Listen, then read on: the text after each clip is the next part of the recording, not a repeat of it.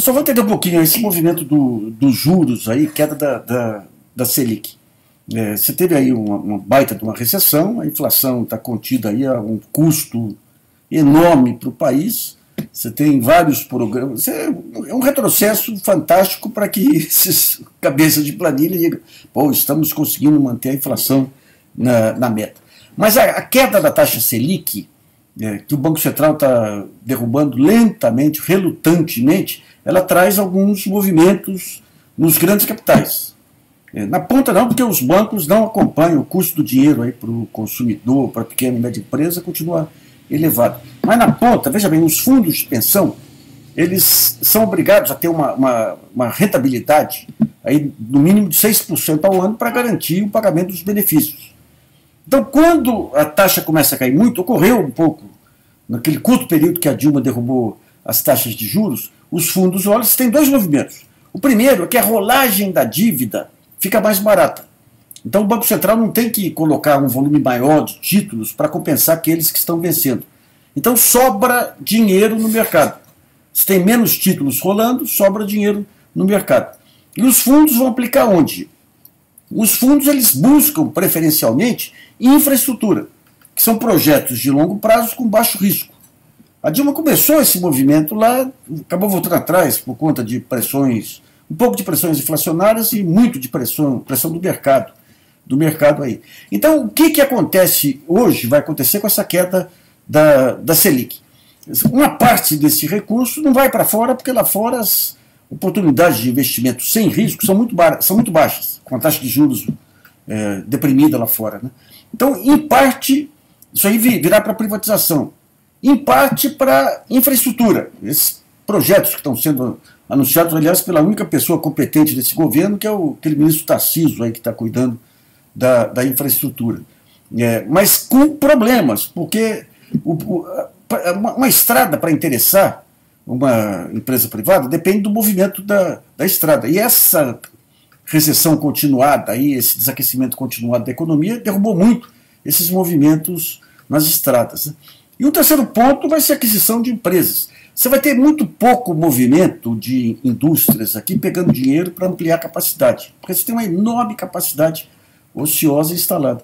Mas é interessante o que vai acontecer, e está acontecendo, quando você junta mercado brasileiro e mercado internacional, a sinuca de bico na qual entrou a Rede Globo.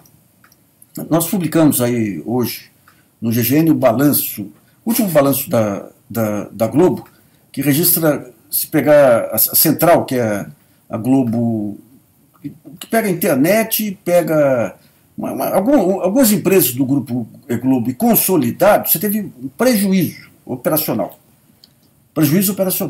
que foi compensado por lucro financeiro. Então você vê o lucro financeiro que vai reduzir agora com a queda da Selic.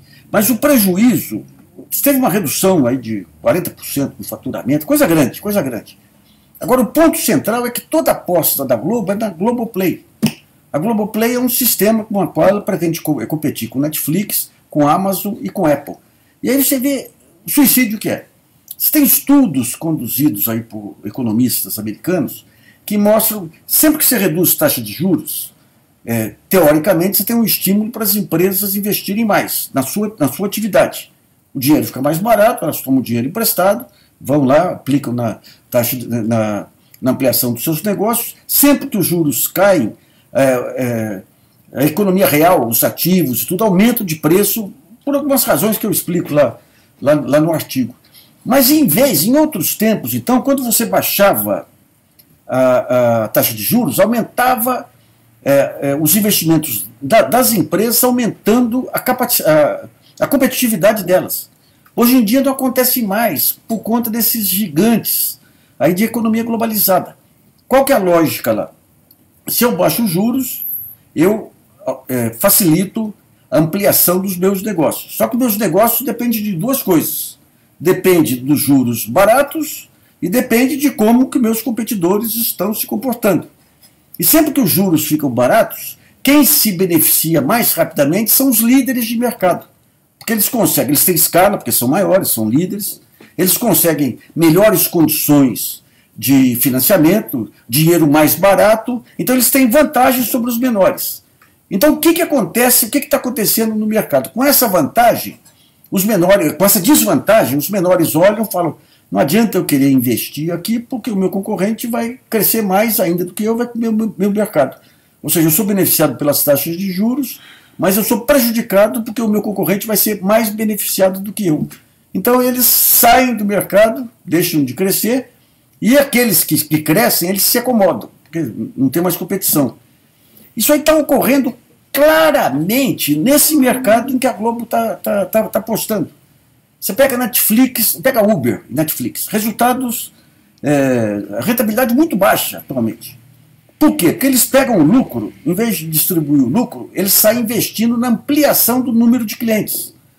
Porque o preço dela, de mercado e tudo, vai corresponder à base de clientes que eles têm, vezes um determinado multiplicador.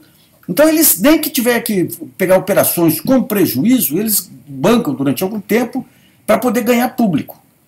Então, quando você vê aqui no Brasil, digamos a Globo ela vai concorrer com a Netflix.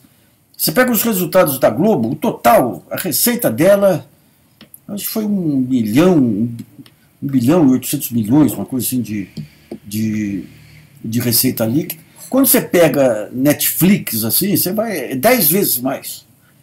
Quando você pega, só a Netflix vai investir 10 bilhões de dólares em conteúdo. E a Netflix, perto da Amazon, é uma anã.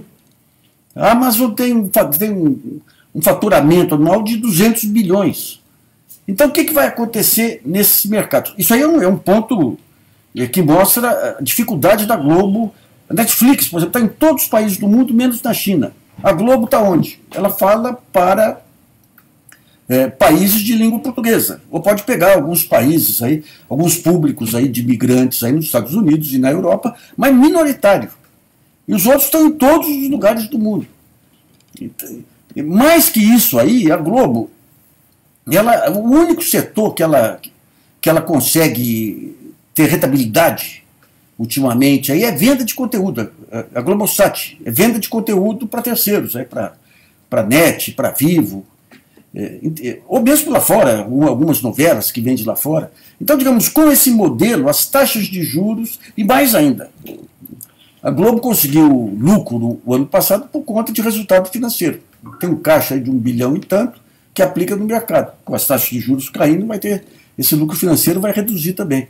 Então, digamos, no frigir dos ovos, essa globalização da economia vai transformar a Globo em alternativa 1, ser uma grande produtora de conteúdo em língua portuguesa, que é mínimo dentro do mercado internacional.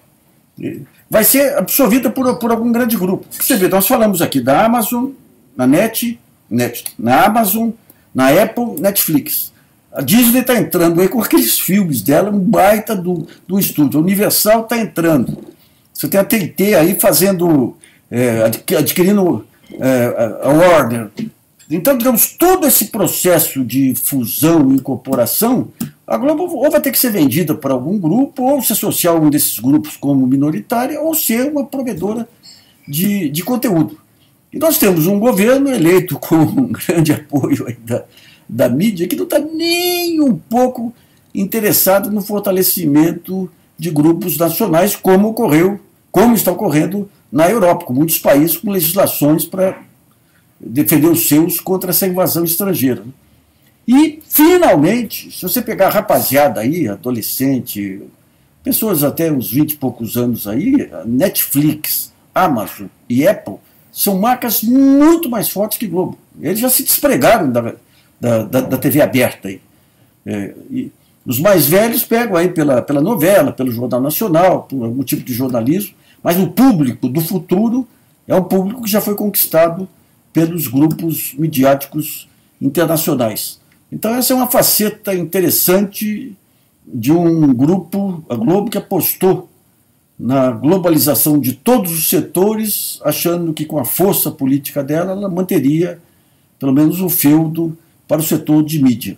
Esse vai ser o primeiro que vai cair. Um abraço.